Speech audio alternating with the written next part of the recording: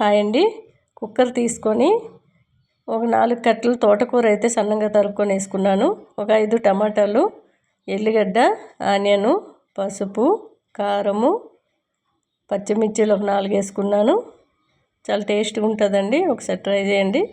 చింతపండు కొద్దిగా, రాళ్ళుప్పు, ఒక గ్లాస్ వరకు వాటర్ పోసుకొని ఒక 3 విజిల్ వచ్చే వరకు అయితే పెట్టుకోవాలండి.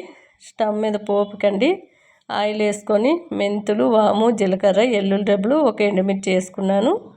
కాస్త ఇంగ వేసుకోవాలి, చాలా టేస్ట్ ఉంటుంది. కరివేపాకు వేసుకొని పోపు సైడ్కి పెట్టుకోవాలండి. ఈ కుక్కరు గాలంతా వెళ్ళాక మనం మూత తీసుకొని పప్పు గుత్తుతో ఇట్లా మెదుపుకున్నట్టయితే మెత్తగా అవుతుంది. చాలా టేస్ట్గా ఉంటుందండి. చాలామంది పప్పు ఇష్టపడరు కదండి, అలాంటి వాళ్ళు ఇలా చేసుకోండి.